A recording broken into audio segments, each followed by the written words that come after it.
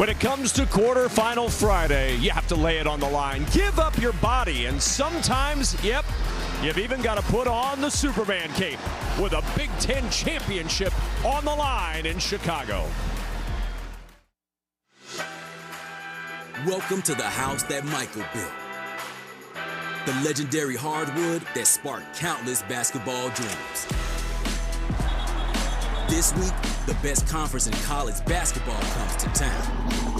With powerhouses, dark horses, and Cinderella stories. For the win! Got it! Battling to raise a trophy of their own. Spinning the hook shot. It goes! So who will carry their team on their back in the city of big shoulders? Because in the second city, there are no second chances. You find a way to win or find your way home. The Big Ten Tournament has arrived. It's been a long time coming, but we here. Yeah, we here. Hey, come on, try now. It's my time. My year. Long time coming, but we here. There's Walker, sets three. It's good! Nah, it's my time. My year. Long time coming, but we here. It's over! Bruins win! Moyer. Who's got another? Holy smokes! Long time coming, but we here. It's the TIAA Big Ten Men's Basketball Tournament on the Big Ten Network. And tonight, what a matchup, the Purdue Boilermakers and the Nebraska Cornhuskers. We've had quite the day at the United Center. How about the first two games of quarterfinal Friday? Michigan by 4 over Ohio State. We needed overtime to see who would meet Michigan on the semifinal Saturday. It's Wisconsin who wins in an OT. UCLA, Michigan State coming up later, but right now it's Purdue and Nebraska.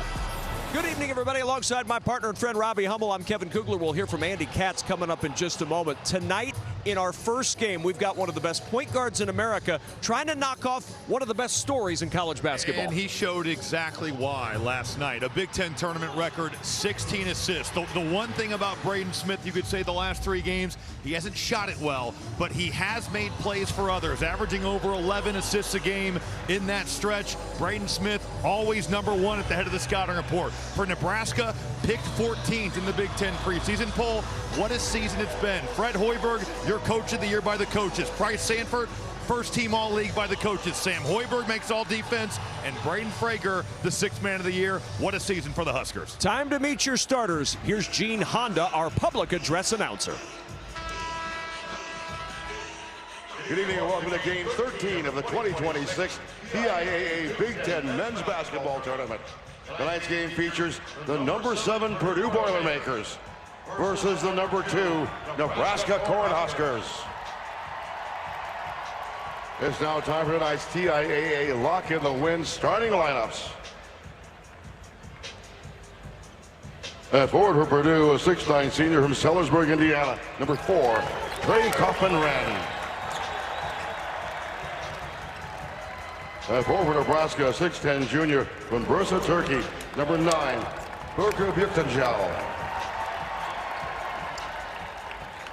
At center for Purdue, a 6'11" senior from Sunshine Coast, Australia. #45, Oscar Clough.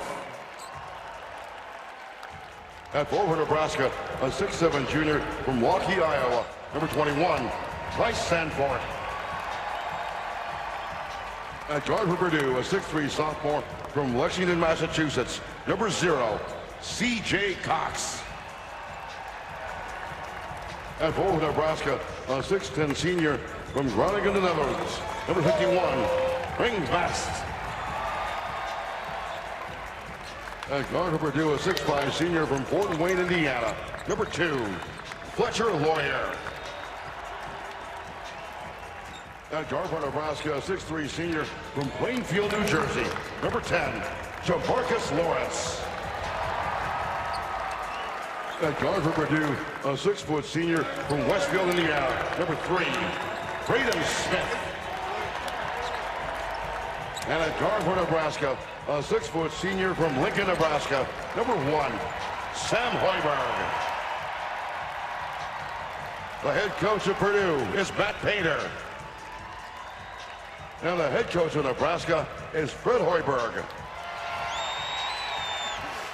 Let's check out those starting lineups powered by Ram trucks. Nothing stops Ram. For Nebraska, they'd love to get Rink Mass going. Last 2 months from 3, under 25% shooting. That has not been Rink Mass' game this year, and that's been his game in the past. And for Purdue, Braden Smith, Fletcher Lawyer have been terrific. But up front, Trey Kaufman-Renn and Andy Katz, especially Oscar Clough, those two really carried the load last night. See if Clough can do it again.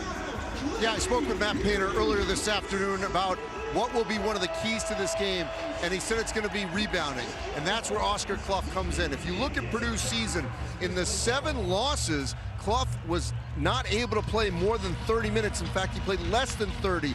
And think about last night, plays 30, 19-10 against Northwestern. They had no Arrington Page, but they dominated the post. Go back to that Nebraska game in overtime in Lincoln. He had 14-10, and guess what? He played 30. Matt Painter telling me he's got to stay on the floor. Sometimes he just gets fatigued. So stay out of foul trouble, stay on the floor, and try to dominate the backboards on both sides of the court. Well, that's certainly what happened in Lincoln. 21-6, Purdue won the offensive glass. Nebraska was out-rebounded overall 54-37. It was the biggest difference in that game. Well, you look at the rebounding margin, and it's also the turnovers that Nebraska had. Purdue was able to force 14 of them. Nebraska, the team that's known for forcing turnovers. But you lose the possession battle in the way the Huskers did. It's going to be tough to overcome that.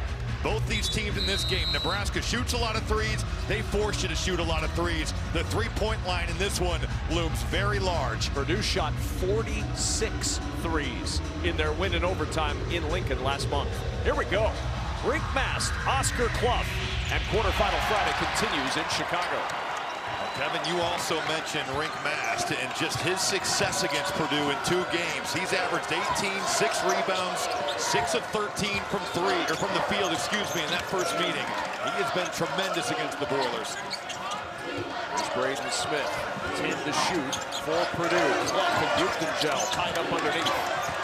Back out it goes to C.J. Cox. The triple around his home. Can't lose track of C.J. Cox. 37% from 3 on the season. Nebraska gets a little bit lost there, and he makes him pay top of the key. First offensive possession for the Huskers. Buchengel with a screen. Gets it back into the corner for Hoiberg. Trying the answer, and a rebound, Kaufman-Renn. Tremendous help there. Braden Smith is the weak side defender. He is in there to take it away. You close out.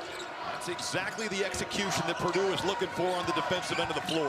Purdue executed in the first half last night about as well as they have in the last month. I just thought the effort they gave, the spirit they played with was the best I've seen in some time. Cox again, the open man. Can't get the 3 this time. There's an offensive board. Tipped out by Kaufman-Renn. It's going to take all 5 Cornhuskers on the defensive end to close down these possessions. Here's Clough to the rim with a hammer. An empty side pick and roll. There is nobody to take on the roll. It's got to be the low man. There's nobody home, and Oscar Clough, a strong first basket for his night. Here's Jamarcus Lawrence, the 3, up and off. Rebound from Mast, and an offensive board for the Huskers. Sanford in the corner, snaps the twine.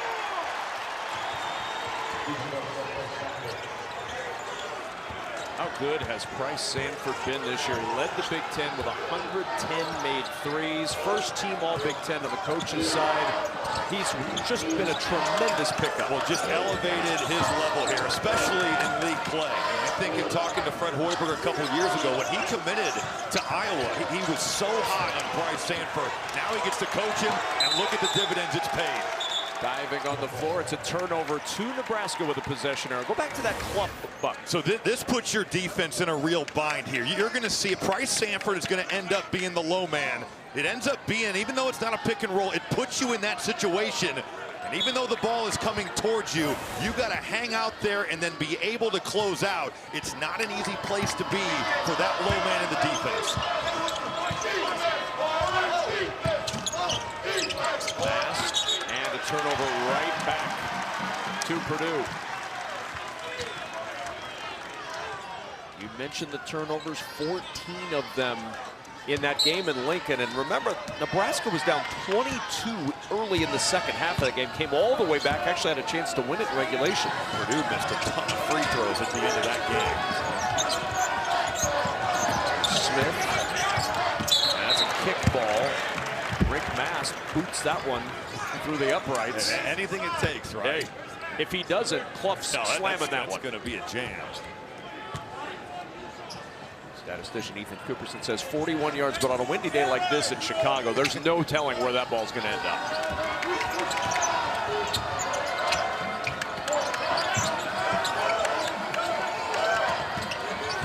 Came to shoot. Hard bounce, Clough with the soft touch. The delivery from Braden Smith there. That high-to-low bounce pass, not easy. They're staying with them. Just a terrific delivery and pass from one of the best point guards in college basketball. And already 2 assists for Braden Smith. 7-3 start for Purdue. Here's Mast. Needs a little help. Purdue rotating out. They switch that screen. Clough comes over, contains the bounce. The pick and pop is the problem, though. And a foul underneath as Nebraska missed that 3. Jamarcus Lawrence clearing space underneath that basket, picks up his first personal foul.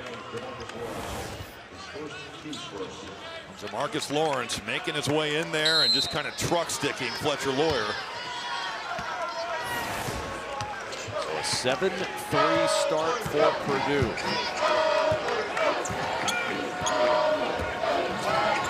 Nebraska just 1 of 4 from the floor to start this ballgame.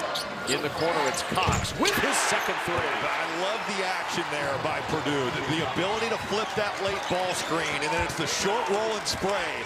Kaufman-Renn, we saw how committed last night Northwestern was to taking away that short roll. It is so hard to guard. If Braden Smith gets it to him, it is game on from there. Purdue 4 for 5, 2 for 3 from 3, and another Nebraska turnover. Huskers cough it up again. It's Cox in transition to Smith. Lawyer the open man this time, and Purdue rolling early, up by 10 and a timeout, Nebraska.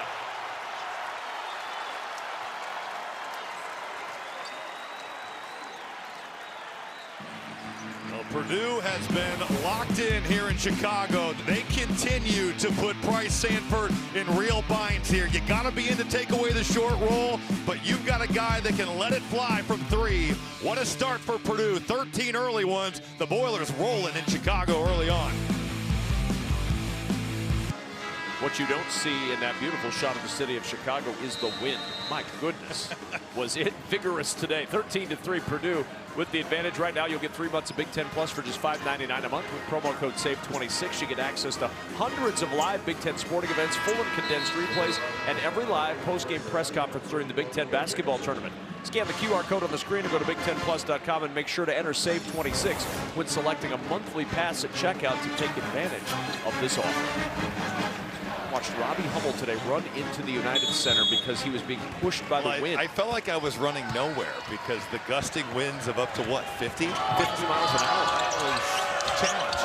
Huskers have gone to the bench. Braden Frager, Cale Jacobson on the floor for the first time, trying to jumpstart this team. Rink Mast from 3. What a good sign for Nebraska. Bryce Sanford makes that play because he sets a back screen, and then instead of coming off the down screen, he is ripping that thing to the rim. That takes 2 Boilermaker defenders with him, and Rink Mast, who's been a real thorn for Purdue, gets himself on the board from 3. Huskers have yet to shoot a 2 as Clough inside got the matchup against Jacobson and somehow couldn't put it down. Just the second miss of the night for Purdue.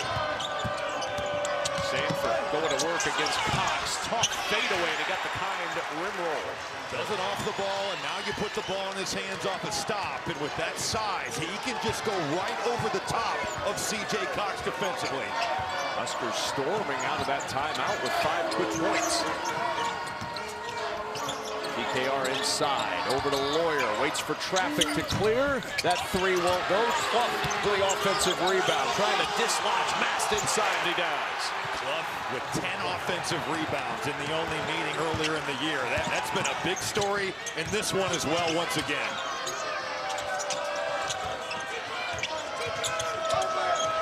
Here's Sanford. Frager will try the 3.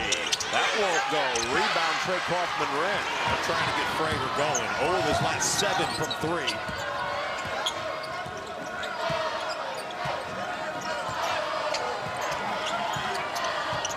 Smith, patient. Looking over this Nebraska defense. It's been the strength of this Husker team this year, this defense, especially in conference play. The entry to Kaufman-Renn. Jacobs open, 4-3, a little strong, and there's Frager. Good check out there. Sam Hoiberg taking on Trey Kaufman-Renn. Nebraska getting a stop and closing out that possession. Now Hoiberg to work. Here's Jacobson. Finds the open man. That's Hoiberg. Great find, and Jacobson's tip won't go. Lawyer the rebound. Bryce Sanford's cutting has been outstanding early in this game, and it hasn't been for him, but it's gotten his teammates open looks from the perimeter. Smith. Oh, taken away by Cale Jacobson. Here's Hoiberg. Had a little bobble on his way to the rim, and that ball out of bounds. A turnover back to Purdue. Let's go back to Sanford and show a little bit about what you're talking about. Well, his off-the-ball activity level here has been terrific. It's supposed to be a pin down for him, but because Braden Smith is overplaying it, he's going to just rip that thing, cutting it back door. And because that cut opens things up, everybody paying attention to Sanford. Mass gets a great look from three. You certainly don't fault Purdue for paying attention to Sanford. You have to. Just the ability that he has to score with the ball in his hands or out of it. It's been outstanding to watch. Extra pass to Lawyer. Pass ran out on him and ran him off the line, but a 2 for Fletcher Lawyer. Purdue has Nebraska's defense just living in rotation right now, whether it's been with the ball screen or that time just getting it off the dribble. Nebraska a little bit behind. Purdue really executing offensively. Mass trying again from 3. Boy, what a lift this would be in March for Nebraska if Mass finds it again. To see Purdue. He does. Can they play in the NCAA tournament? Well, 2 games against the Boilers leading into this. 50% from 3. It's been a Boiler killer. Zips that one over the Lawyer. There's Braden Smith, and Lawyer baseline drive and a foul. Cale Jacobson was the nearest Husker. It looks like it's either him or Mass that pick up that foul. You know, Kevin, Nebraska on the season is elite at defending the paint. You know, teams are only scoring 24 points a game on inside the painted area. That's good for first in the Big Ten nationally, but there's a price to be paid for that because they're going to load, they're going to really pre-rotate almost on baseline drives, and if you skip the ball, you get open threes on the backside, and you're always playing off a closeout. Early on in this game, there's going to have to be more ball pressure on some of these passes and these skips across the floor. Well, we saw those open threes in the first meeting a month ago. The problem for Purdue is in the second half, they didn't hit them. Didn't make any of them. So the foul on Mass, his first. And a 19-11 Purdue lead. Frager driving inside. Tough shot. Butenjel there to clean it up. Purdue cutting to come over there. It's a really nice offensive set themselves. Nebraska runs great stuff. Screen, rescreen for Sanford. That help comes over, throw it ahead. And then Nebraska putting some pressure of their own on the rim right there. Offensive rebound opportunity. There's Lawyer, the dump down. Jacobson.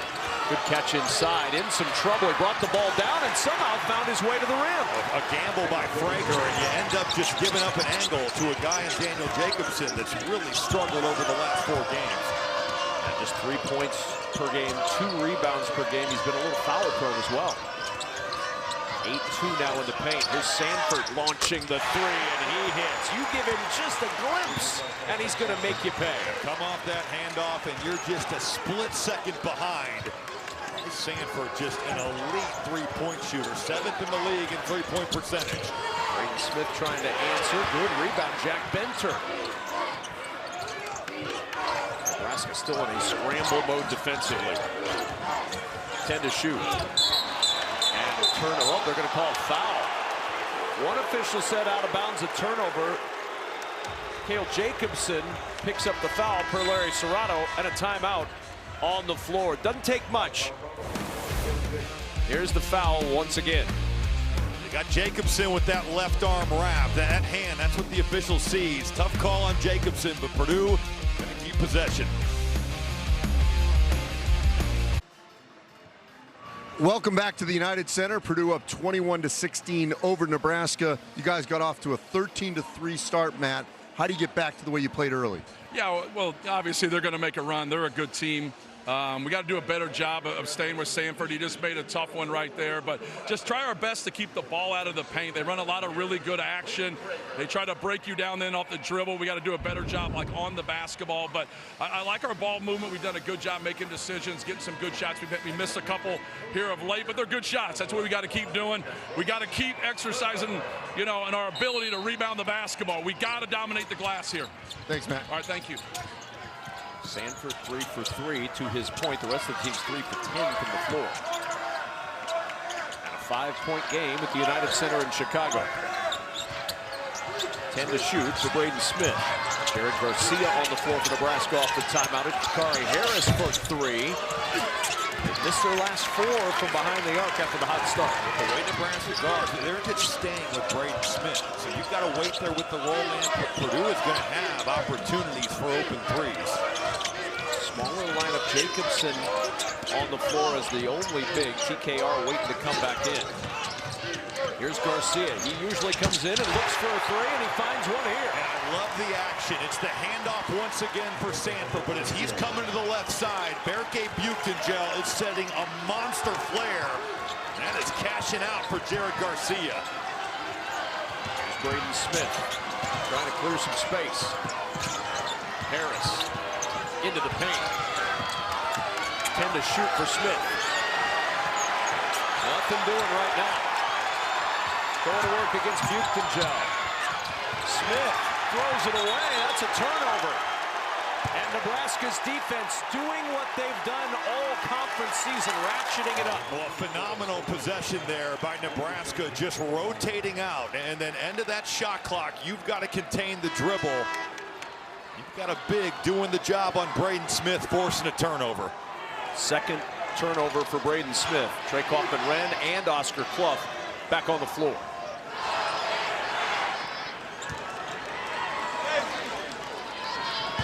Huskers were down 10, just 4 minutes into this game. Sanford locked off on the baseline. There's Garcia with 7 to shoot. Buchtengel, shot pocket, 3 to go. He's going to have to hoist. Tough shot. Nothing doing for Nebraska. Now with the 2 bigs back on the floor, let's see what Purdue does on this end.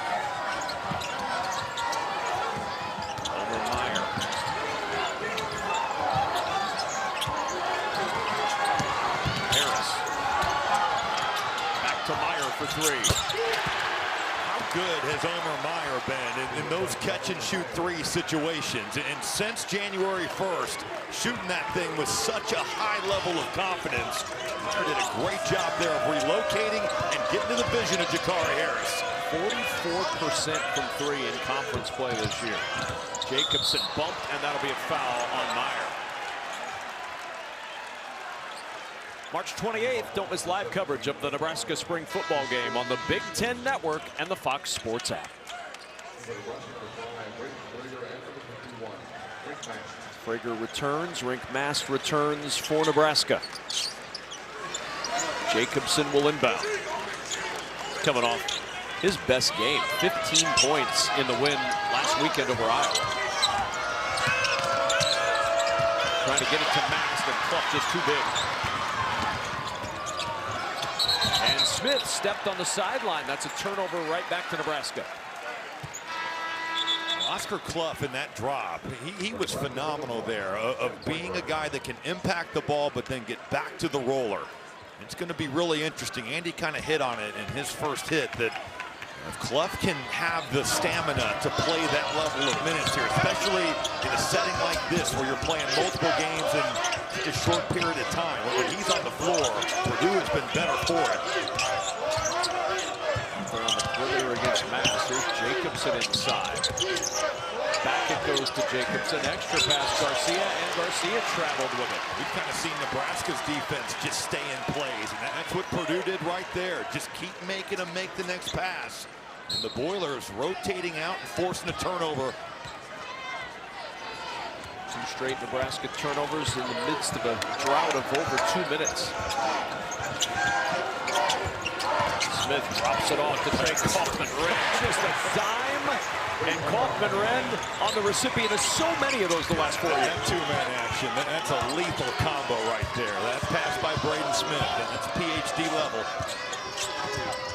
That turnover bug starting to be a problem again. 5 Nebraska turnovers have turned into 9 Purdue points. Mask got a great look. The inverted pick and roll, right, pulling up. I love it for Rick. That's a high degree of confidence.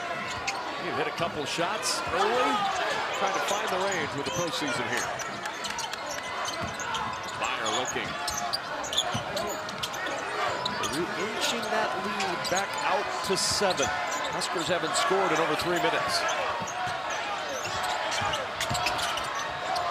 Meyer, tough fadeaway, but he makes it look easy. Gets to the body right there, Jared Garcia, and steps it back. That's high-level stuff right there. And Homer Meyer, a guy that can be a secondary creator for this Purdue offense. One of the reasons they went out and got him.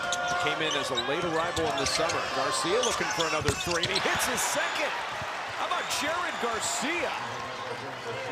2 triples in the first half. Bit of an unexpected boost off the bench. Has only averaged a little over 1.5 points the last 3 games. But it just shows you the value of Sam Hoiberg, where he can touch the paint, make the right play, and set the table. Meyer. He checked. Not quite that high, it would appear. Here's Frager. Garcia post to Meyer. Oh, bad pass looking for Jacobson on the cut through it right to Harris. Nebraska turnovers, as you said, piling up for a team that has been elite at taking care of the ball in the year. 6th turnover. Can Purdue cash in again? Yes, they can. 11 points off Nebraska turnovers, and Clough with a chance for one more after the timeout. You think they're throwing it inside early and often in this one. Mass kind of gets out of position. Hoiberg's coming over, and Oscar Clough is just putting you right there in the weight room. Welcome back to the United Center. Purdue up 30-22 on Nebraska. Fred, 6 turnovers. Obviously, they've taken advantage of that. How do you stop it here at the end of the first half? Well, it's the turnovers and the rebounding, Andy. It's the exact same thing that happened the first time we played these guys. Didn't get off to a very good start, and the difference early on was the rebounding, and now we're turning the ball over. We got to value possessions. It's going to be a turnover possession game, and we got to find a way to win that battle. Thanks, Fred. Well, to his point, 11-0 points off turnovers in favor of Purdue. They're also outscoring Nebraska 12-2 in the paint. That foul on Hoiberg a moment ago, and a chance for Clough at the line to stretch this to a 9-point Purdue lead. Nebraska tonight got off to that slow start. So similar to that first meeting last month in Lincoln that ended up going to overtime. I think when the turnovers, there's no excuse for, but when you look at the difference in size, you know, Nebraska has had an unbelievable season. You win 26 games, but they are susceptible to the big teams in this league, the Purdues, the Illinois, the Michigans, just because the difference in size in those front courts is, you look around, you can definitely tell the difference. Another Nebraska turnover. Wild pass there. Boy, some uncharacteristic miscues by Nebraska offensively. And Purdue's been able to cash in more often than not. Trey Kaufman-Renn back up top to Lawyer. Shot clock down to 10. Cox trying to save it. He does. 5 to shoot. This is a ragged possession. And Cox is fouled by Jacobson. Oh my, 2 to shoot. And the foul. I thought live, Kevin, that he blocks the shot and then gets him. See with Jacobson here. No doubt. It's all ball, and then you have the contact. That's a tough one there for Nebraska. You get that ball first, and then the contact after is incidental. And that was an awful possession by Purdue. There were people falling down and not catching the ball. Fred Hoiberg was hot. He is not pleased.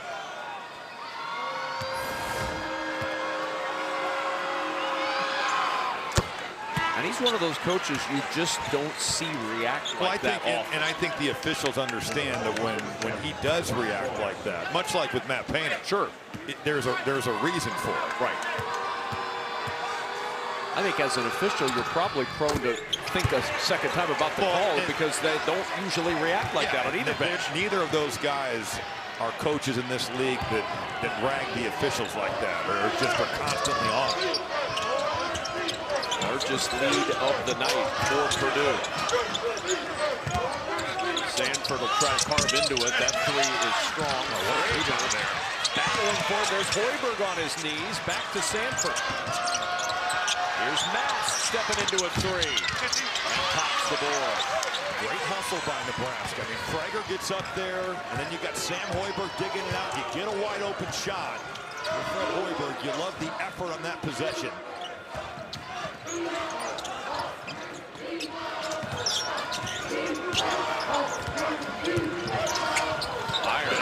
Active hands by Rick Max, and it ends up with Clough. It's kind of been the way the half's gone. Cox gets an open look. It won't go, and the rebound to Hoiberg. And that'll be a foul on Trey Kaufman-Renn. I love when Nebraska runs that type of stuff, flowing into their offense and just pinning it in for Price Sanford. You guard him for an entire game, you will sleep well tonight. Yes, you will. He is running guys all over the floor. Nebraska does such a good job of finding players who are willing to do no question. They know what they need in terms of recruiting and getting guys that fit the offense they want to run. Look at just the resources that Purdue is committing to Price Sanford. Lawrence inside, trying to take a little pressure off with the bucket. A big basket there. Obviously, Nebraska's offense has been a little bit stuck in the mud, but Jamarcus Lawrence coming in 6 of his last 32 from the field. He's made plays for others, but he struggled with his jumper. The last 7 games, only 6 points per game in that span. It's been a grind.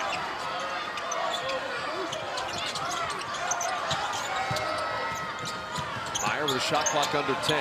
Kaufman-Renn zips that pass to Cox in the corner. That three, after a couple of hops, ends up with Hoiberg. Purdue early on, their role guys were making perimeter jumpers, but they have totally cooled off here at the back end of this first half. Can Nebraska take advantage with Sanford? He's missed a couple in a row now. Meyer the rebound. Oh, what a split. And then the drop off to Clough ends up with Kaufman-Renn. His floater won't go, and it's out of bounds to Purdue. Timeout on the floor. Purdue with the 9-point advantage. Nebraska trying to rally late first half. Basketball on the Big Ten Network is brought to you by TIAA. Some of those shots from the 1990-91 Nebraska Cornhuskers, they set the program record with 26 wins, tied this year by this Nebraska team. Rich King leading the way. The big man right in the middle of your screen, 15.5 points, 8 rebounds. They lost as the 3 seed in the first round of the NCAA tournament to the 14 seed Xavier. Well, it's been an incredible season, and still a lot for Nebraska to accomplish here. But I think just in seeing the postseason awards, it shows when you're picked 14th, you've got to have some guys step up, and they've had so many. They're well coached by Fred Hoiberg. They run great stuff. They obviously guard you. A lot of these guys have had monster years. Boy, what a play off the timeout. Trey Kaufman-Renn and Braden Smith a combined 4 points. And Purdue up 11. It's an awesome out-of-bounds play, especially considering the way Nebraska wants to guard. They're going to trap anything on the block, so under out of bounds, just throw it to the middle of the floor and let him go to work. Purdue really having their way right now with Nebraska on the other end of the floor. They're getting whatever they want. There are wide open shots to be had. Good switch by Clough there. Just better offense, though, from Sanford. He just has such a knack to get a shot up in almost any scenario. He's got 10 first half points. Drop off, and now the kick to Cox. Purdue 54% from the floor. Trey Kaufman-Renn is so good at flipping these screens. It changes the help side of the floor and puts your help in a real bind. There's Lawyer with the triple. Purdue went 3 for 4 from 3 to start. They're 1 for 9 since. Let's see if they challenge this call. Some of these challenges in the first half, I always wonder if you want to keep these, even if it gets you possession here. Boy, Doesn't it look like it maybe hit the elbow of Kaufman-Renn on the way out? It is a challenge by Purdue. Watch the elbow. That looks like Price Sanford knocked it. It does. Yeah, that looks like Sanford, the last to touch it there. Previous call on the bounce has been Robbie and I are watching this on about a 12-inch monitor by the scorer's table. Let's zoom in. You're sitting in front of your 80-inch UHD screen. So let's see. Sanford, the last to touch it. Looks like it changes the direction there. So this may be a good challenge by Purdue.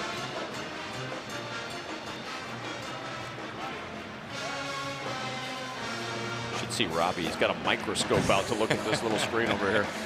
I mean, pouring in. That doesn't give you a definitive really look of if that's off the forearm or the hand. I just think any challenge in the first half, you're taking away your ability that if at the end of the game there are 2 controversial calls, even if you win this, right, you will only have 1 left, and if you lose, you have none left. So I not that I've ever coached before, but if I had, I don't know if I is a possession anything. With 2:42 to go in the first half. Is it worth it? Right. Call the floor as it's Nebraska ball. Obviously, that's why Purdue is challenging.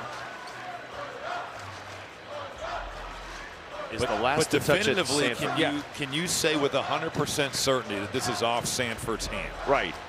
And again, this I'm is not where sure that you can. I'd love to see a time limit instituted. If you can't see it within 60 seconds, then it's not definitive. Stays, right. After the previous view, Purdue wins the challenge. Purdue will have 1 more challenge left and does So it is not Purdue's basketball. They win the challenge. That's why we're not refs. No, I mean there's a lot of reasons why we aren't refs. Really, a litany of reasons why we aren't a variety of things. Chefs, sideline reporters. Yeah, of course. You know, sitting behind the Purdue bench, I can tell you that they had so much confidence that this was going to get overturned. And I've seen that throughout the course of the season, that when the coach trusts the person that has that iPad right behind, and when he emphatically says it's going to be our ball and so on, then, you know, they go with it. And this was a case where Purdue was emphatically, sure that they were going to win this one. Right, but and you don't know what's going to happen, but they now have lost a challenge, and you get it just so Trey Kaufman-Renn can commit an offensive foul. Get his second foul. Get his second foul, you know. And you don't know. It's Monday morning quarterback there, but.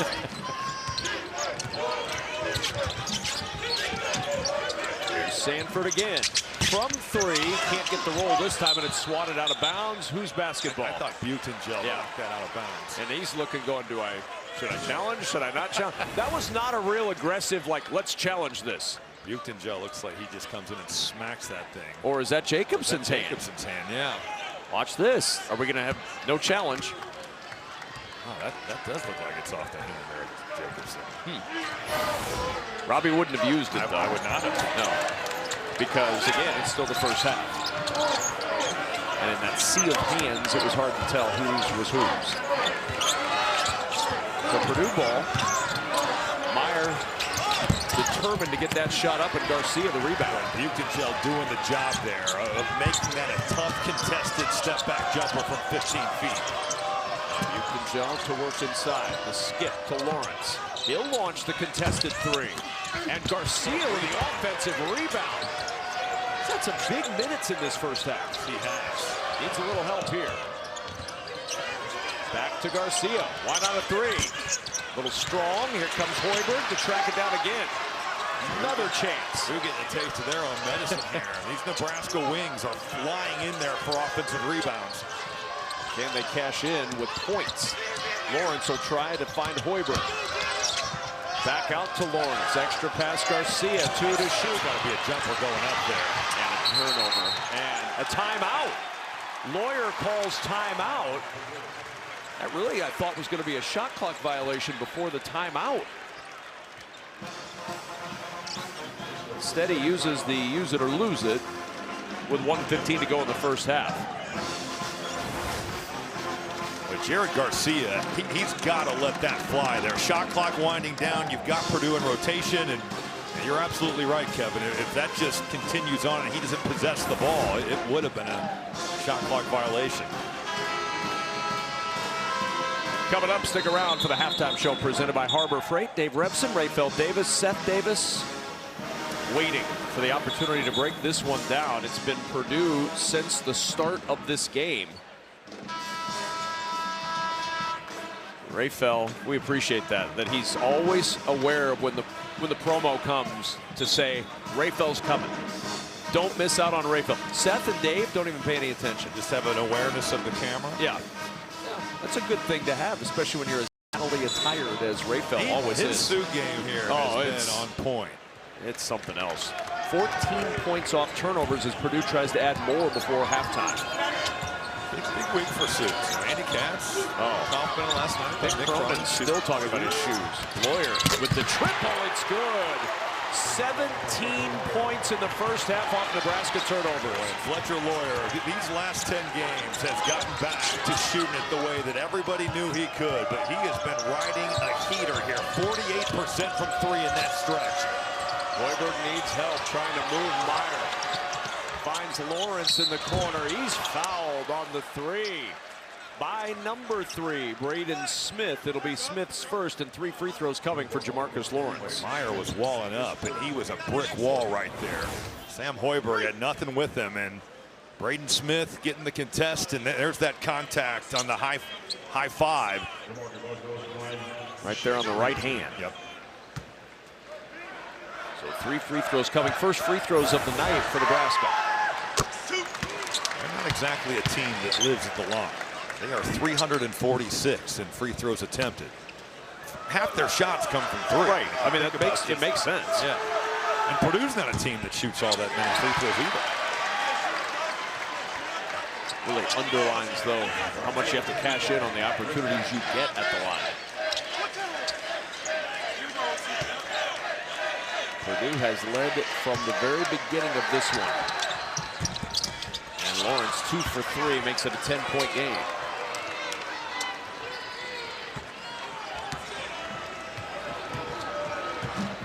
A 12-second difference, as you can see, between the game and shot clock.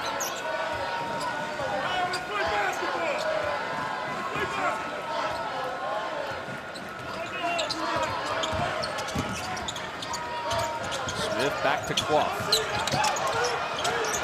6 to shoot for Braden Smith. Lawyer, the open man off the drive. And Lawyer cashes in again. What a possession right there by Purdue. You could have had a couple guys shoot it, but you give up a good shot to get a great one. Here's Hoiberg on the move. Blocked at the rim by Clough. Lawyer secures it. He'll heave it length to the court, and halftime is here. That was just a little wide left there by about 55 feet. But it was about the only thing that went awry. The Hail Mary doesn't fall, but everything else did. Purdue shot 54% in the first half and takes a 41-28 lead to the locker room as we check in with Andy Katz. All right, CJ, you guys have scored 17 points off of turnovers. How has that happened so easily for you guys? I feel like the communication, Coach is always telling us to communicate on defense, and that's the reason why we're able to get these turnovers. The last 48 hours, you guys have been locked in. What changed since last weekend? I think just having that win-or-go-home mentality, coming into this tournament, if you lose, you're done. And so I feel like this tournament helps us prepare us for March Madness. Thanks, CJ. Yep, thank you. Well, the Purdue Boilermakers getting it done in this first half. A 41-28 lead over the second-seeded Nebraska Cornhuskers. We'll head over to our set with the Dave and the gang after the break.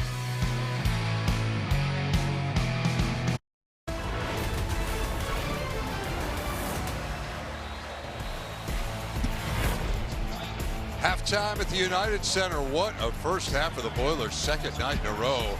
Virtually flawless. Fletcher Lawyer there. He's got 13. It is a 13-point lead for Purdue over Nebraska as we welcome you in to our Big Ten Live halftime. We're powered by Harbor Freight. It's Dave and the Davises, Raphael and Seth alongside.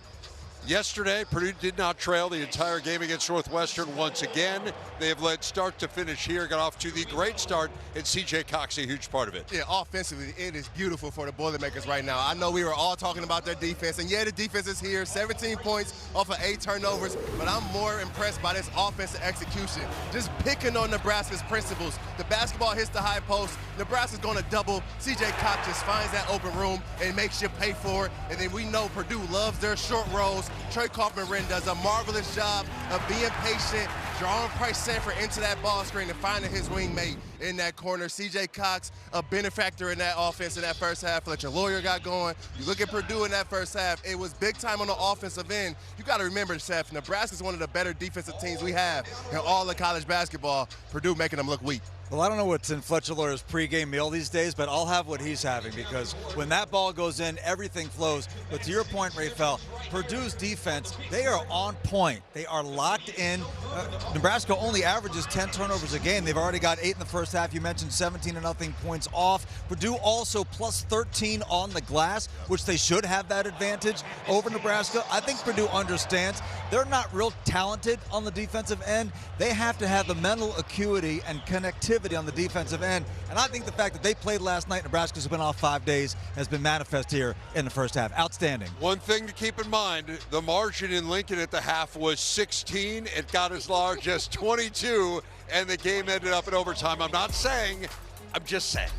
Just reminding everyone the game isn't over, particularly with the drama we've had tonight, because it has been really good here at the United Center. We'll take you through the 2 games that are already in the books. They were thrillers. That's next.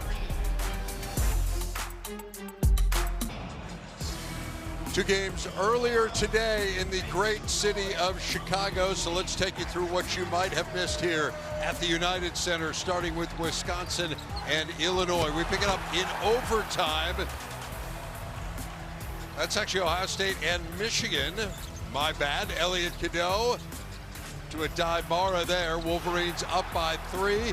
Devin Royal answering for Ohio State.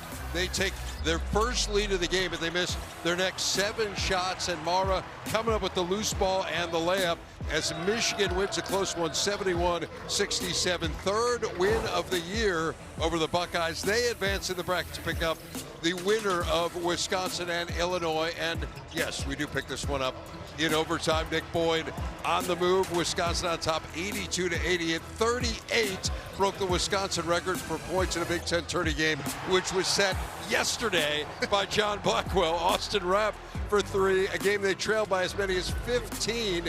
Wisconsin up by 5. Illinois had a chance. Keaton Wagler cannot get it to go, and Wisconsin hangs on. They win it in an absolute thriller. Second time they have beaten Illinois this year, and they will try to beat Michigan for a second time. Remember, they're the only Big Ten team to beat them this year. That game is the first of 2 semifinals tomorrow. And you look at the bracketology right now, Rafael, and I get it. Wisconsin didn't have a great start to the year. They're a 6th seed. But who are you at your best?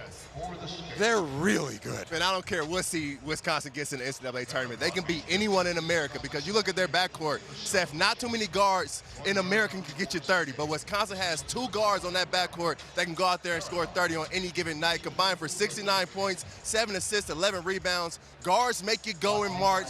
Guards get you to the Final Four. I love this Wisconsin team. I would not be surprised at all if they won the entire Big Ten tournament. 8 quad 1 wins now for them. Michigan, they were not at their best, but they have 15 quad 1 wins now, and they figured out a way against an Ohio State team that would not go away. Well, this is why we love teams that play great defense in March, because they didn't have their best offensively today, and they held Ohio State to 38% shooting, so that's how they did it. Jaxel Lenneberg only took 4 shots, and he only made 1. It's impressive that they can win without him being great, but that's not plan A.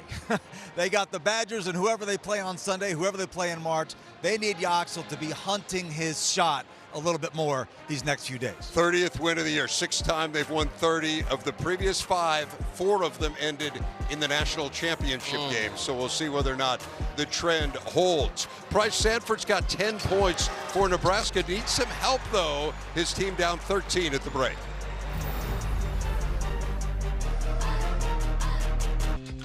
Halftime on the Big Ten Network is powered by Harbor Freight. Get set for spring with tools from Harbor Freight.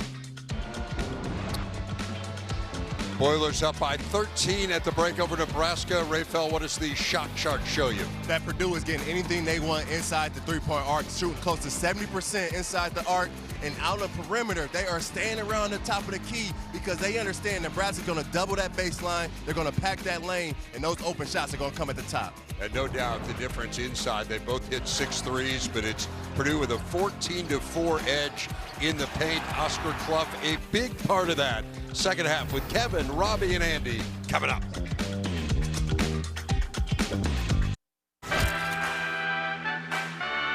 It's been a long time coming, but we here. Yeah, we here. You try to stop me? Nah, it's my time. Mike here. Long time coming, but we here.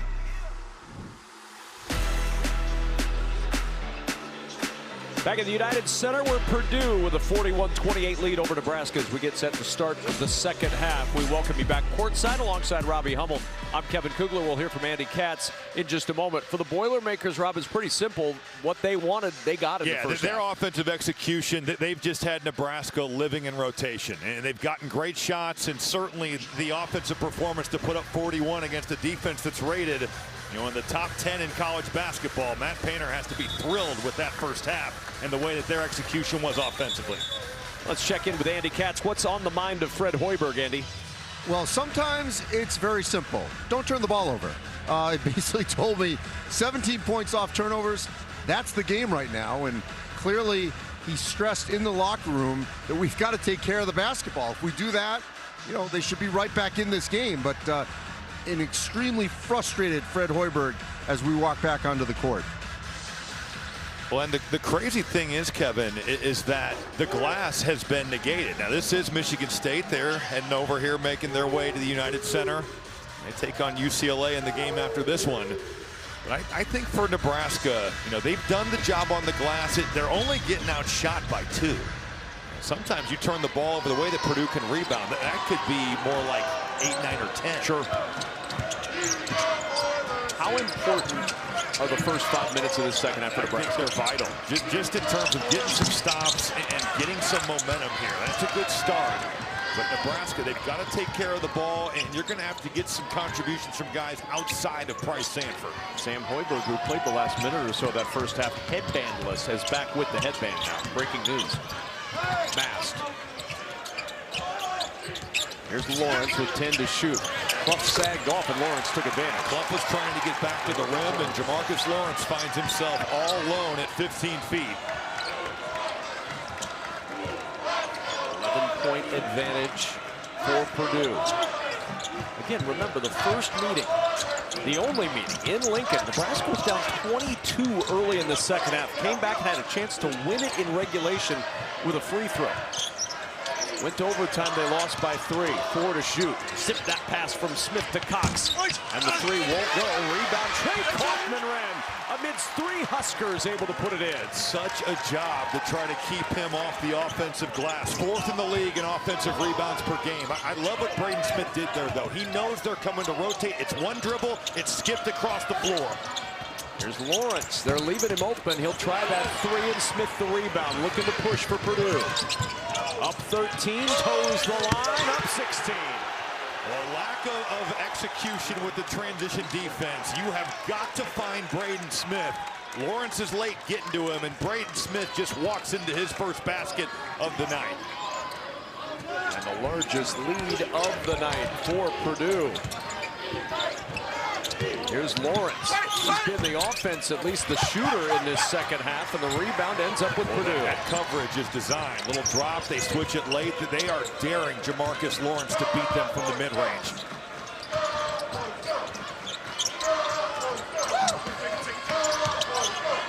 There's Smith stepping into another 3. Pinball's out this time, and Sanford the rebound.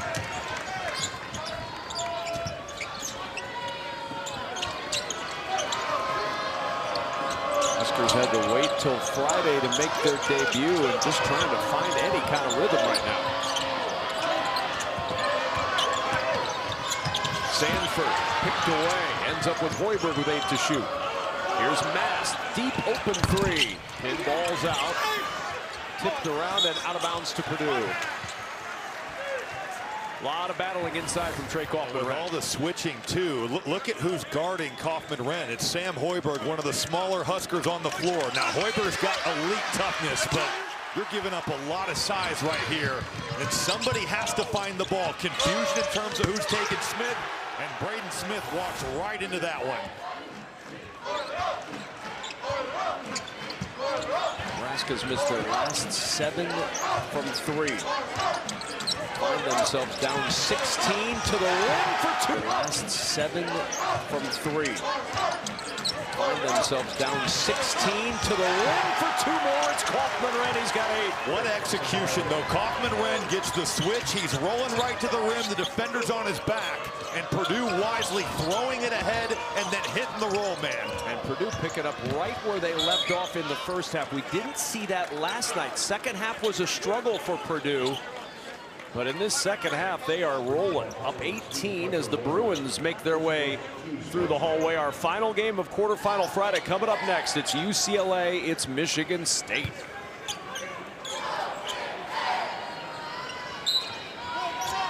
Lawyer with the foul, his first in Nebraska. Off the inbound, it's Hoiberg against Kaufman-Renn. Wrap around, Buchtenjel, put it on the deck, and he'll go to the line. They were going to give him the and one there. Well, and Purdue will put their 5 on the ball. And you start getting into some situations where if you get the ball in, now it can be hard because you've got a guy that's 6'11" guarding the ball. But if you get it in, Purdue will be cross-matched. And they were able to take advantage there. Guards were being guarded by bigs, and they got right there to the lane. Too few opportunities like that for Nebraska, and now just 2 for 4 at the line tonight. You're right. They were saying that he was going up, and Buchtenjel, he could have easily cashed that one in. Now you missed the free throw. And what could have been a 3-point possession turns into a 1-point possession. 17-point Purdue lead, trying to win their way into the semis.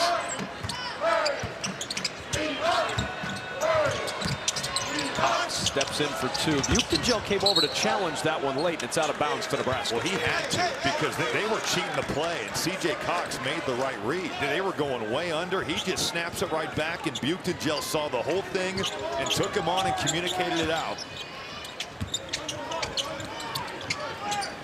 Here's Sanford.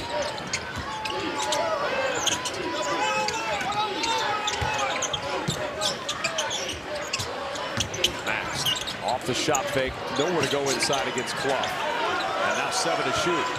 Huskers in scramble mode. Sanford trying to make something happen. He does through Kaufman-Renn for 2. With the slip, Clough isn't going to hang around because he's worried about the pick and pop with Mast. And even though C.J. Cox on that possession did a really good job for most of the time, the slip, you pause for just a second, and Bryce Sanford gets downhill.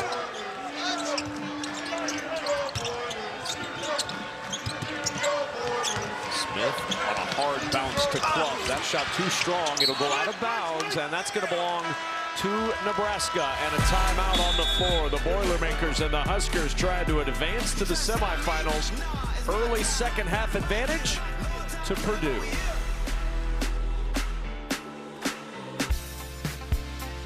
Oh, who doesn't love it? Oh, who doesn't love a good checklist? I mean, I know Robbie's got a list of things he has to do. Nebraska marked off a lot of their to-dos. They set a record for the highest poll rank. They set a record for the longest winning streak. They set a record for wins, tied it with that 1990-91 team. Set a record for conference wins with 15. Set a record for the highest tournament seed in the Big Ten. Their highest NCAA tournament seed is a 3. Will they match that? Will they exceed that? The next 15:35 may tell a little bit of a tale, although you talk with people around the tournament as Nebraska's in their 23rd game played while ranked this season. They played 8 total in the previous 30 seasons. A lot of people don't think much matters as far as the seeding goes after Thursday's games at conference tournaments. In other words, the cake is essentially baked. Essentially baked.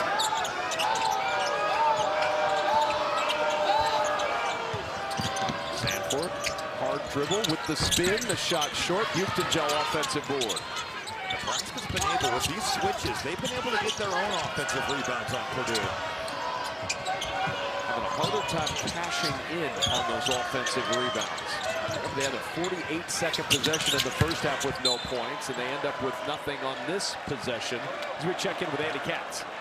And one other thing that wasn't on the checklist that you forgot there was the new Fred Hoiberg deal. It'll run through 20. And one other thing that wasn't on the checklist that you forgot there was the new Fred Hoiberg deal. It'll run through 20. And one other thing that wasn't on the checklist that you forgot there was the new Fred Hoiberg deal. It'll run through 2031-32, which is great news for the Hoiberg family and Nebraska basketball fans. Fred Hoiberg, a co-coach of the year in the Big Ten with Michigan's Dusty May, and what a turnaround from a year with Michigan's Dusty May, and what a turnaround from a year with Michigan's Dusty May, and what a turnaround from a year ago, and well-deserving contract extension for head coach Fred Hoiberg. Yeah, Nebraska waited so long to find that stability in this basketball program, and kudos to the administrations in Lincoln. They were patient. They were patient. Not often do you see a guy get to the 7th season. Carol Hoiberg, mom and wife, here watching her son and her husband and her other son on the bench. Yeah, to give her credit because she kind of, was the one that was saying Sam needs to play more. Yeah. Look at how that's turned out. It's been a pretty good decision. Yeah, mom needs to get more involved with personnel decisions maybe. Clearly. But Fred Hoiberg is one of the great guys in coaching. And then on top of that, the job that he's done, and it even goes back to, look at last season. And if Rink Mast is healthy, it's totally different. That's healthy. It's totally different. That's healthy. It's totally different. That's a tournament team last year. Absolutely. But you play in the crown, you get some momentum, you get guys like Cale Jacobs that are now in the rotation, and you just develop a winning culture. That's continued on into this season. Another Nebraska turnover, though. Benter, after Buchtenjel went down, tries the 3, and Hoiberg the rebound. He was wide open. Buchtenjel going down, but Benter away from home has not been the same as a shooter. Sanford way off on that 3, and then saved on another dive. Fletcher Lawyer, full extension. And Bryce Sanford has really... Fletcher Lawyer, full extension. And Bryce Sanford has really... Fletcher Lawyer, full extension. And Bryce Sanford has really cooled off after a hot start. He's taken some extremely difficult threes. You can just feel he's really feeling the pressure to score. Fletcher Lawyer with the effort. He's been outstanding all game long. The offense in the first half and a hustle play right there, saving a possession for Purdue. Second foul on Rink Mast. Nebraska team, Kevin, they're not exactly a juggernaut of getting points in the paint, but in 26 minutes, they had 6 points in the paint. And 2 right there for Purdue, showing the difference in these two teams. It's been a lot easier for Purdue. Now, they're built to score more in the paint. They are, but you look at Nebraska's shot selection, 21 of their 34 shots have come from 3, which is well beyond what their season average is. Dangerous pass trying to lead Frager, who gets past Lawyer for 2. Braden Frager, can he find some of the magic that he had in the middle of the season? He is so capable. 17 games this season in double figures, 5 games of 20 or more. He loves to get back to that left hand. That strong left. Lawyer dropping it off to Clough. Clough's had a couple where he just went right up with that. Purdue's going to get free throws anyway. Earlier in the half, there was a play where he went with his left hand and could have just shot it with the strong right. And I thought he could have went up and finished that play off as well.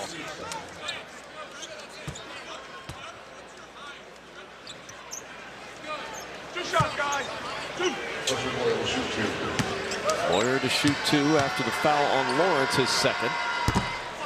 And Fletcher Lawyer, outstanding free throw shooter. John Lawyer's dad looking on. Well, basketball family. No question. Lawyer's been in the NBA forever, and obviously what Fletcher's done at Purdue, Foster did at both Michigan State and Davidson. Good hoops in that family growing up. No, that's the epitome of an Indiana family right there, where basketball is the centerpiece of a lot of the conversations and a lot of the time spent. Lawrence will turn the corner, lost the handle. It ends up with Jacobson. Sanford with the 3. Jakari Harris, no matter what is happening behind you, you're not losing track of that guy. And Purdue in the second half has done a good job of contesting his shots and making things tough. But they gift Bryce Sanford a wide open 3 right there. which for the wide open three right there, which is a gift that Sanford needed. He was struggling a little bit. Extra pass, and it's Benter the open man, and he cannot get the kind roll. What a look. Boy, he has gotten wide open shots. Purdue's execution has been outstanding. They are operating at a high level. We've seen it with Sanford before. Is one shot enough to open things up for him? Mast will try again with the open three, and it's back-to-back triples, and the Huskers roaring back within 10. Nebraska's so capable of the floodgates opening up. You gift one to Price, and then the pick and pop. Sanford is going to command a lot of attention. Rink Mast has been a Purdue killer in his career. He's lining that thing up and letting it go. Purdue had a 22-point lead in Lincoln and lost it. Huskers trying to come back from 18 here. Back at the United Center, Nebraska's cut the lead by 10, and you could see here in the huddle, Braden Smith of Purdue, the senior guard, reigning Big Ten Player of the Year, jumped up from his seated position, was very animated in that last huddle. You don't think he wants to advance in this Big Ten tournament and continue going on and try to capture a Big Ten regular season, tournament title after not being able to get that regular season title? He wants this badly, and he was very upset at those last couple defensive possessions by Purdue. Yeah, an 8-1 run for Nebraska in the last 72 seconds, and the big shot was the Sanford three. See if that sparks even more from Nebraska, or if Kaufman-Renn can get it going inside. He cannot. What a rebound. Man, just batted it to himself, and now Harris for three. That is high level by Trey Kaufman-Renn. It's good action. Nebraska, though, takes away the pocket pass. It's isolation. Trey Kaufman-Renn never quits on the play. Impressive effort to get there on the offensive glass. What a gut punch if you're Nebraska. You get the stop, and then it's Harris with a second chance three. And then Nebraska turns it over again. That's a massive swing there because Nebraska had the momentum. Trey Kaufman-Renn, the effort there. You set up Jakari Harris. Harris with the miscue to give up Price Sanford the three. And the Purdue parents loving what they're seeing. Purdue counterpunch right back at you. Tonight's Play with a Plan brought to you by TIAA. Well, the turnovers have just been killers for this Nebraska offense. And it's not like Purdue's a team that's really made to force a lot of them. They're 281st in all of college basketball in turnovers forced per game. But Nebraska's given it up, and Purdue has been able to take advantage. The points off turnovers, a number that you don't see for this Purdue team, 17-0 in this game here tonight. And a chance for 2 or 3 more because this possession is coming off of a turnover. 6 steals for Purdue, but a lot of unforced errors for Nebraska. And this happened in the first game, too. It's kind of the same story. Here comes the inverted pick and roll. Good job by Nebraska being ready for it. Sam Hoiberg switched it and totally blew it up. Purdue back to work to reset with Braden Smith. And it's poked away. Cale Jacobson got a fingertip on that. Just the physicality there, because if he doesn't get to the body, that is going to be a dunk. Rink Mast just got his doors blown off on the dribble. Good help by Cale Jacobson. It's a phrase we've uttered on and off throughout the year. He's been a nice growth player for the Huskers. And a kick ball, that'll reset the shot clock to 20. You mentioned it earlier, Nebraska in that crown last year. And Cale Jacobson may be the biggest recipient of that time. We were kind of talking about this afternoon. You made a good point that just in terms of giving the coaches the confidence that, all right, he can come out here and do this. We're playing high major teams, and he definitely is one of the bright spots of that thing.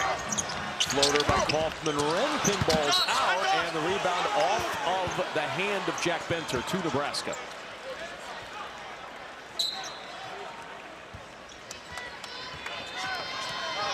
Braden Smith has been a wizard with the pocket pass. And that one, he went high. It's been high, low, medium, and it's been all over the place. Just setting his bigs up.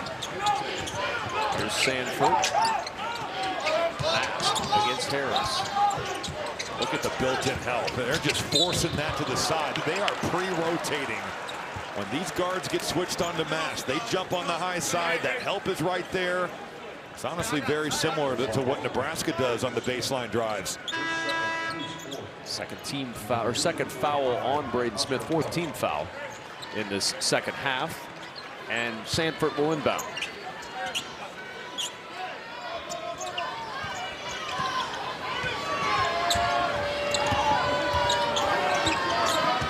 Hoiberg.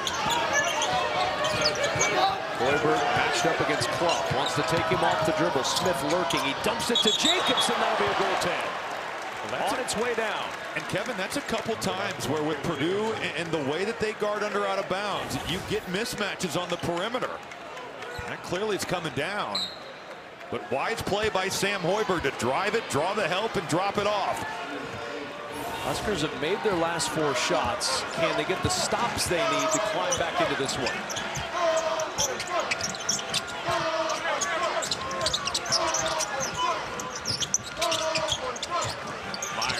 On the run, floats it home. He's made a couple shots tonight that just looks like pro moves, honestly. Some of the pull-ups, some of the mid-range. Elmer Meyer giving this Purdue offense a real spark. 7 points off the bench and really good minutes while he's been out there. Jakari Harris is locked to the hip of Bryce Samford right there. Mast. Nice touch. Off the range. How about that? With the left. Huskers need a little more of that to get back into this ballgame. Purdue has had a double-digit lead the entire second half. And Smith fouled by Sam Hoiberg. Well, we've still got one more to go here in Chicago. UCLA, Michigan State, 25 minutes after this one comes to a close. Earlier today, Michigan and Wisconsin with close wins. Wisconsin needing overtime and a comeback to knock off the Illini. Braden Smith sends it in to Kaufman-Wren. There's Meyer against Mast.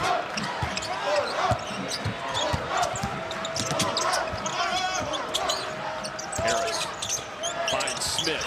Close out from Jacobson and a foul underneath, battling for the rebound. Smith wanted a foul on the shot.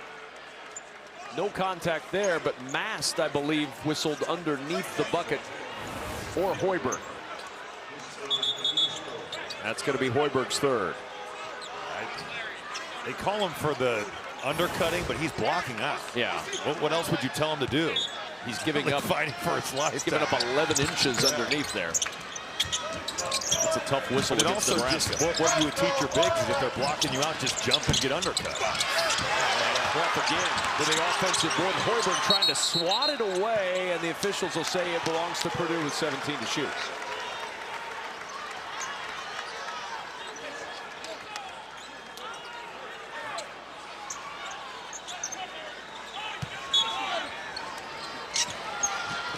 Another opportunity for Purdue. 11 second chance points so far tonight. Kaufman-Wren zips it into the corner. Myers three, grazing the bottom of the rim. It's Kaufman-Wren with the rebound, pushing it out to Jacobson, and a foul on Meyer. Oh, what an awesome possession right there for Cale Jacobson.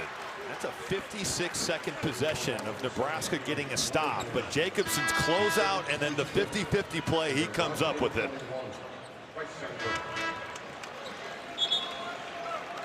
Our hoops experts will take an in-depth look at the draw for every conference team. Big Ten Live bracket breakdown Sunday, 7 Eastern, 4 Pacific on the Big Ten Network and the Fox Sports app. Both of these teams will be in that bracket when it comes out on Sunday. They're confirming the shot clock here. Currently at 29. Matt Painter very concerned about what this shot clock will end up being, clearly. And it is 29. Important possession for Nebraska. So many are going to be as they try to come back in this one. It's Garcia back on the floor. Trying to work inside against Kaufman-Wren. He left it short. Rebound loose on the floor, and it's out of bounds.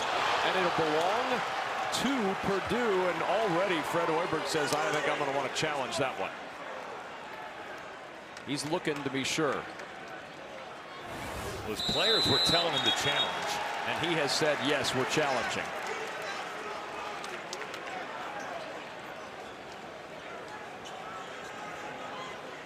Did it catch Harris? The way he reacted, he acted like he may have grazed it. Let's see. Previous call out of bounds has been challenged by Nebraska head coach. Did it catch the finger on the way out or his shoulder?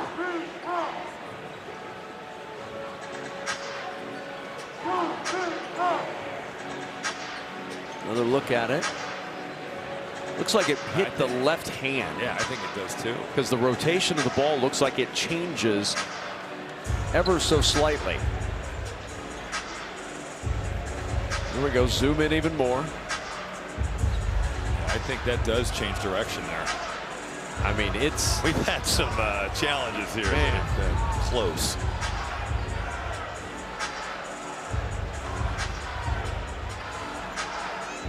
All right, so watch the ball rotation. Does it change? It's not Mast's hand, so if it turns, and it looks like it does turn a little bit, yeah, it had to be because Jakari Harris touched it.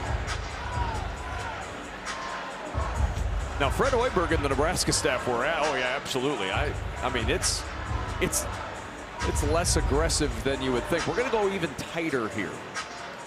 This is like getting in the Hubble telescope. Zooming in on a star. I'm glad I'm not the guy that's making this decision. No, you are actually. That is your call. Here we go. There we go. After previous review, Nebraska's challenge is successful. 20 seconds on the shot clock. Nebraska The second on the angle. baseline. I think the second angle there, Kevin, definitely showed the ball change direction. Well, now you say it. Now you're making the call. Yeah, now it's easy after to say. they've made the call. They're the experts. Our crew had lots of zoom angles on that one to give those officials the chance without using the Hubble telescope. It's not the Hubble. Oh, Hubble. My apologies to Mr. Hubble.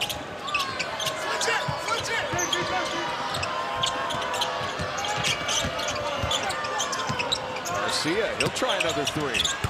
And the air ball snared by Mass with 8 to shoot. It's Jacobson, 4 on the shot clock. Has to kick it out to Hoiberg. Big bucket for Nebraska. And for the first time in the second half, Nebraska's within single digits. Sam Hoiberg has made massive plays all season long. That ball touches his hands, and it just feels like when they need something, Sam Hoiberg is going to deliver. His first points of the night. What a time for him.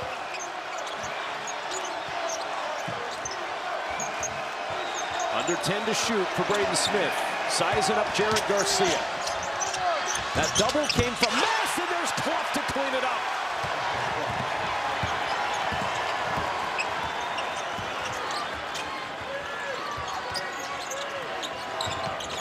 Back to Hoiberg.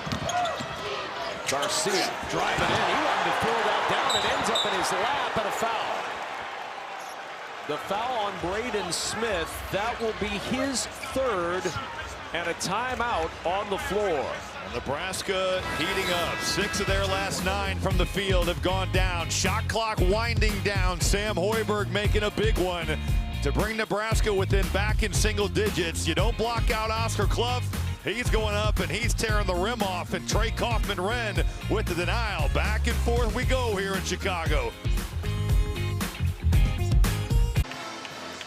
Badgers had to work a little extra to get that bracket slap into the semifinals as they'll face off against Michigan after the overtime win over Illinois. Michigan State and UCLA, our final game coming up 25 minutes after we're done between Purdue and Nebraska. Purdue has held a double-digit lead for almost the entirety of this second half, save a real quick moment where Nebraska cut it to single digits. But the Huskers got a little help. Braden Smith commits a foul on the last play, and it'll stay Nebraska basketball. If he were to pick up another quick one, that foul would loom large. But Nebraska's taken better care of the ball here in the second half, and they've hung in there on the glass. They've actually out-rebounded Purdue by 1, and they have 10 offensive rebounds of their own. It's not the effort at all. No, it's not been that. Just trying to put a little game pressure here on Purdue.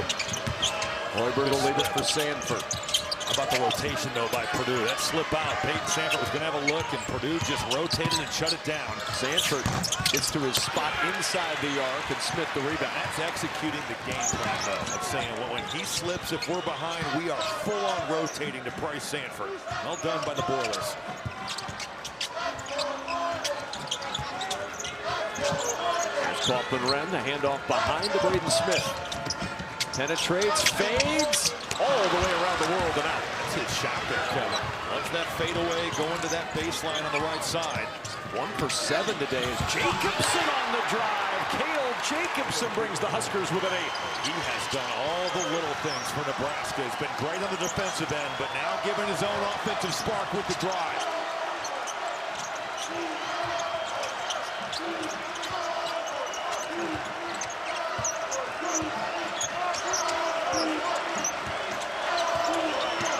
Under 10 on the shot clock. Smith barely kept that pivot. 5 to shoot. He's going to have to get something going quickly. Garcia defending, trying to lean in, and he gets the call. So smart by Braden Smith. If you're Jared Garcia, you're thinking that shot clock, it's got to be close to going off. You're thinking it's going to be a desperation heave from Braden Smith. Shot clock when he gathers is like 2.2, 2.3, and it's a guy that has started all 143 games in his career at Purdue. Been some gut punch moments tonight for Nebraska. That's one of them. You thought you had to stop, and instead Braden Smith going to the free throw line. 8 assists tonight as he continues his pursuit of the all-time NCAA assist record. 2 points at the line here to stretch it to 10. Had that Clough put back. That was a gut punch. The foul there that turns into 2.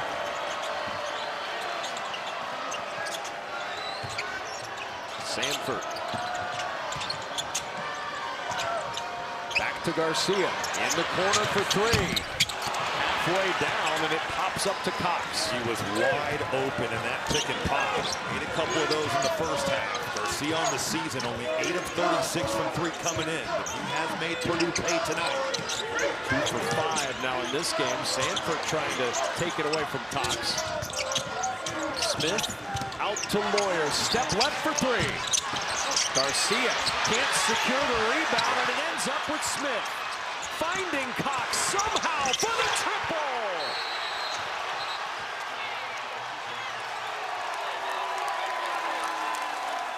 There's just been a couple of these plays, Kevin, where it looks like Nebraska is in business. But Purdue, just by playing hard and keeping the plays alive. That effort there, another back-breaking play where Purdue capitalizes.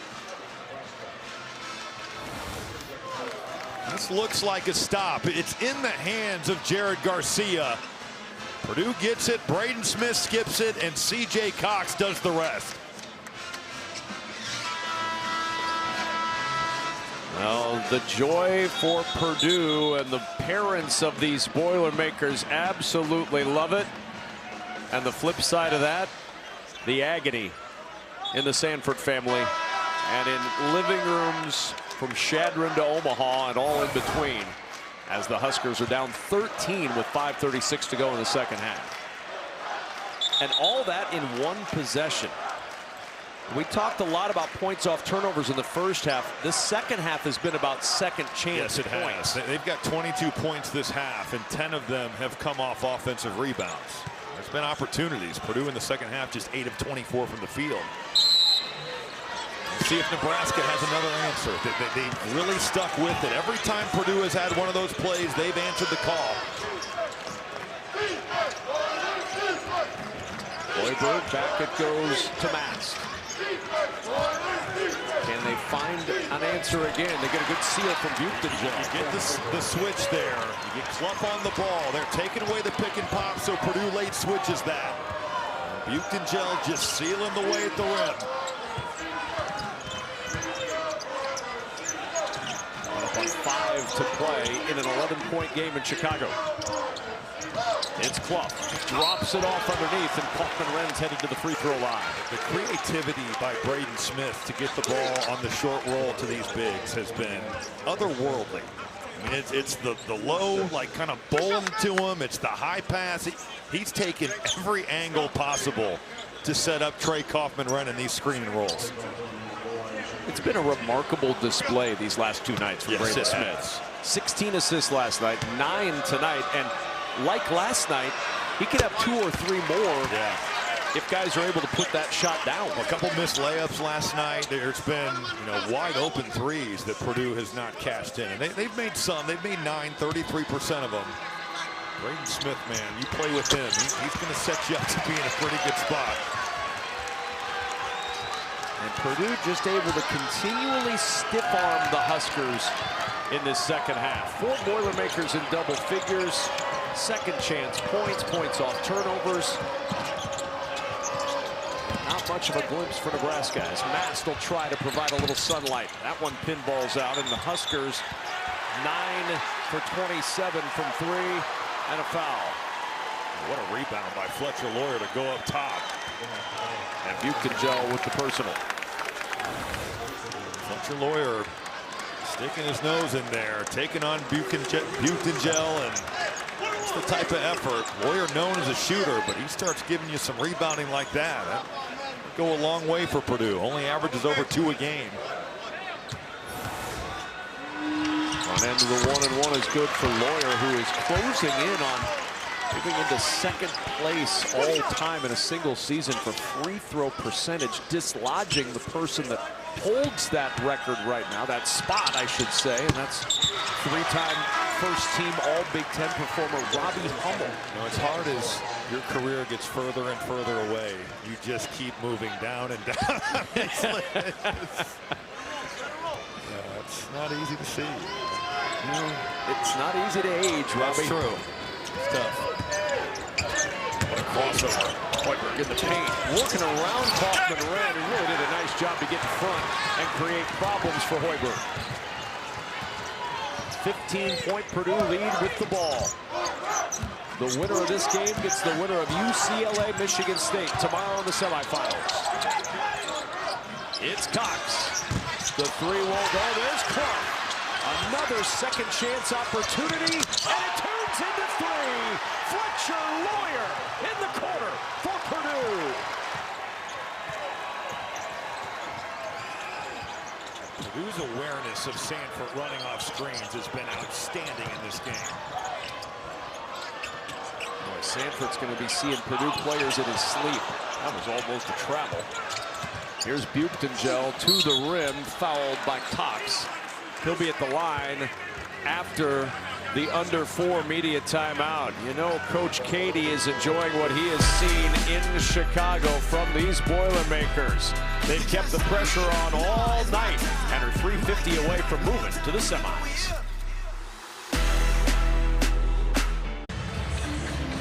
Back here at the United Center in Chicago, the Big Ten Tournament, Purdue up 70-52 on Nebraska. And, you know, we didn't want to say this at the beginning of the broadcast, but, you know, there wasn't really a wager. But, you know, look at these 2 men in front of you right here.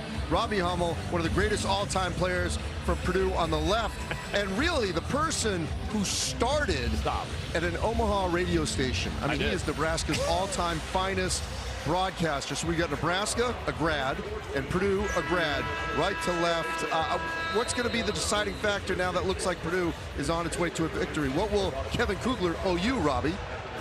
My undying gratitude.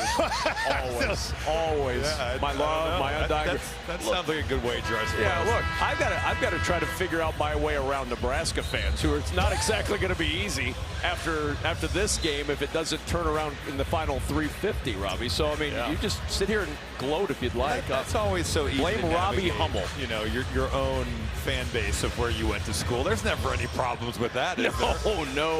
No, never. No. You have to move out of the state after this.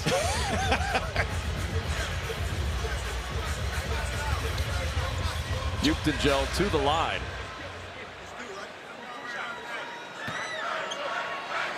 It's been points off turnovers in the first half for Purdue. It's been second chance points in the second half for Purdue, and that's combined to give the Boilermakers an 18-point lead, matching their largest. The free throws, Kevin, have negated the sum because Purdue has taken 14 to Nebraska's 5. But it is kind of surprising with the way the turnover battle went and the rebounding has went that Purdue's only gotten 4 more field goal attempts. Buchtengel 0 for 2 on that trip to the line. Look for Purdue to exercise a little patience now on this end, especially against his own defense here. Nebraska has to force some turnovers, force the issue. And Cox finds Cliff in the middle of that zone, and he's hanging on the rim. He has been an absolute beast here in these 2 games. To see him play the minutes and the workload that he's had, it has got to be something that Matt Painter is thrilled with. Sanford, that 3 dies. Look at that rebound. Man, he's contesting the shot and then just go cleaning the glass. Purdue has done a really, really solid job on Price Sanford tonight. And it's not easy. You better have your defensive guards ready and committed to chase him all over the floor. Those guys have been up to the task tonight. This has been their most consistent effort on both ends of the floor in a long time. No question. I mean, we saw glimpses of this really in the first half last night, but as Matt Painter told Andy after the game, the second half, he was not real thrilled with what they've done defensively. But my goodness, he's got to be overjoyed with what's happened here tonight. 2:43 to go in the second half. Well, don't forget, in between games, that's the crew that's going to entertain you. Dave Rebs, Rayfeld Davis. Yes, hi, Rayfeld. We see you. And Seth Davis. Seth won't even look at us. They just waved. They look straight ahead, but they will not wave. They won't look at us other than Rayfeld. Rayfeld's got his, is that a Purdue tie that he's wearing tonight? I mean, what is that? It's not a Purdue tie. Oh, okay. It's his kids. Oh, it's his kids? Oh, okay. Well, you know, again, small screen in front of us. I don't know what it is. July 11th. Maybe he'll run in this. The BTN Big 10K returns to Soldier Field in Chicago. Scan the QR code to register right now at btnbig10k.com to be a part of the 10K or 5K race and post-race tailgate party. I love that you've committed to breaking your record from last year of running it in 27 minutes. That's going to be awesome. I'm excited to be there and defend that crown. You know, if you look, you'll find pictures of me winning in 27 minutes. That's going to be awesome. I'm excited to be there and defend that crown. You know, if you look, you'll find pictures of me winning it in 2020. It was a big moment in my career. Sure. Yeah. You know, for Nebraska, in terms of running into teams with size, they're going to have to flip it in the tournament. Because it's good, and I know they beat Michigan State, but that was back. You know, that's a long time ago. Illinois as well. Oh, nice interception. Garcia anticipating that out of bounds play. Here's Frager to the other end for 2. But Nebraska is going to have to flip that with the perimeter shot. Like Rink Mast is going to have to make people pay. If you want to go big, they've just not been able to punish Purdue tonight in that regard. When you're built like Nebraska's, Robbie, 9 threes is not really going to be enough to get it done. Not when you're taking, 51% of your shots in league player from 3. And tonight it's even higher. It's 28 of their 52.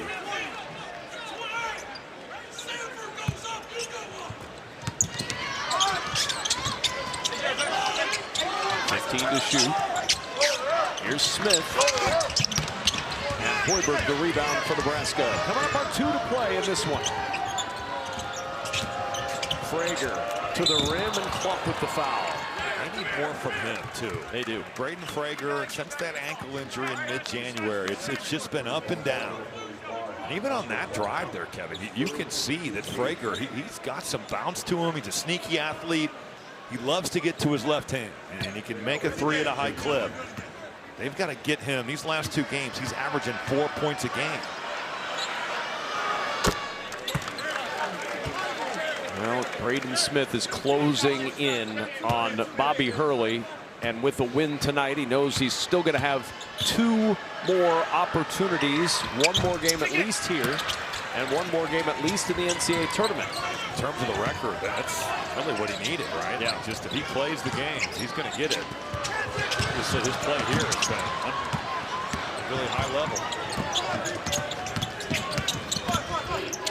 Inside, Garcia has been so involved tonight, but a lid from close range. He's just 2 for 8 from the floor. Got off to the good start. Cool from there.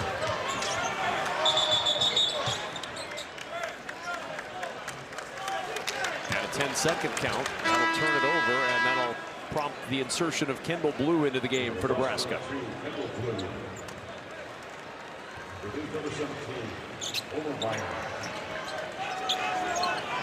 So Sanford will sit down, and his night's likely done. 1.5 minutes to go. Lawrence will try the 3. Braden Smith with the rebound.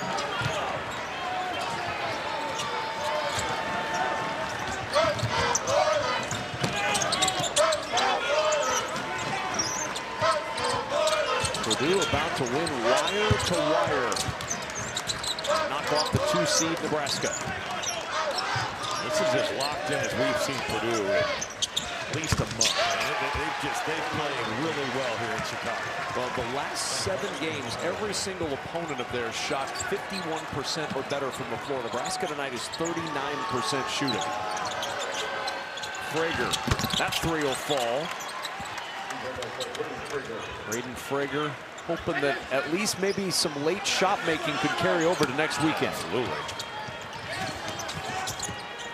Nebraska's going to need him and so many more as they try to win their first ever NCAA tournament game.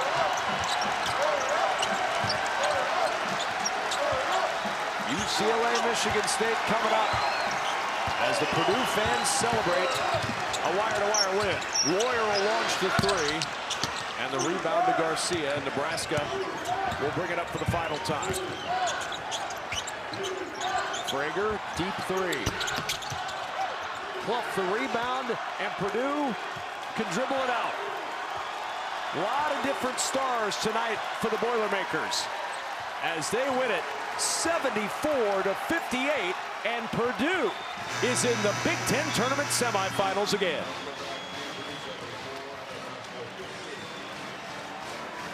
Last year was the first time they didn't make the semis since 2021, but they're back there now for the 4th time in the last 5 seasons with a 74-58 victory over Nebraska. Whatever it's been here in Chicago, Purdue has found some mojo, and just the way that they've played, the way they've guarded, and the compete level.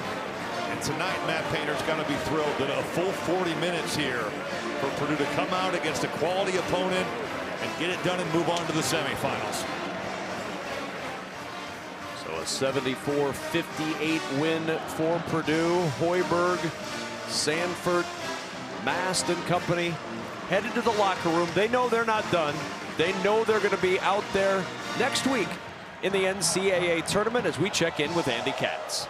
Well, Matt, you guys led wire to wire. How would you grade Purdue's performance? I thought we did a good job. I thought our defense was better more for 40 minutes than it was yesterday. Thought we had some composure. Sometimes we didn't make as many shots as we'd like, and we get caught up in that. But no, I thought we did a good job. We didn't dominate then on the glass like the last time. It was more even this time, but I thought our execution was great and our defense was really good. Last year you didn't make the semis. You're back in the semis. What does this tournament mean to you? Well, more than anything, the tournament's great and everything. I think after you've done it for 21 years, you look at it a little bit differently. We just beat a team that's going to be a 3 seed. Going to be a 4 seed, going to be some in there. So you're helping your cause there. You're playing a great team on a neutral court. And no matter who wins this next game, we're going to play another great team on a neutral court. All right, we'll see you Saturday. All right, thank you. All right, Andy, thanks so much, and congratulations to the Boilermakers who are moving on with a 74-58 win. So Michigan and Wisconsin are in semifinal number 1 tomorrow. Purdue awaits the winner of UCLA and Michigan State. Those teams getting ready to go coming up in about 25 minutes here on the Big Ten Network. The Big Ten Live Basketball Game Break is coming up next. For our producer Bart Fox, our director Andrew Blaustein, my partner Robbie Hummel, my sideline partner Andy Katz, I'm Kevin Kugler. We've got more to come, but when we return, the Big Ten Live Basketball Game Break is next. The final score, Purdue 74, Nebraska 58. Dave Repson, Rayfeld Davis, and Seth Davis will entertain you in between these games.